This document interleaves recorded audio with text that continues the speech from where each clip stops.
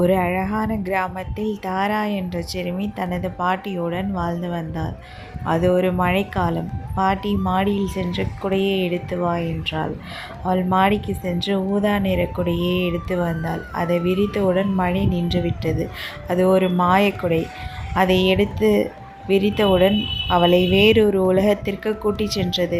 அங்கு அழகான மரங்கள், பேசும் விலங்குகள் அனைத்தையும் பார்த்தாள். பார்த்தவுடன் மிகவும் மகிழ்ச்சி அடைந்தாள். இனிப்பான மரங்களும் அங்கு இருந்தது. இனிப்புகளை பார்த்தாள். இது ஒரு மாய உலகம். நல்ல மனமுள்ள குழந்தைகளுக்கே இங்கே வர வழி உண்டு என்றது. தாரா ஒரு முயலுக்கு கண்ணாடி தேடிக் கொடுத்தாள். மேலும் நட்சத்திர வடிவ குக்கீகள் சாப்பிட்டாள். பின்பு ஊரின் அவளுக்கு ஒரு மாய இறகையை கொடுத்தது. திரும்பி வர விரும்பினாள். இதை பயன்படுத்த என்றது. அவள் வீட்டிற்கு சென்றாள். மகிழ்ச்சியாக இருந்தாள்.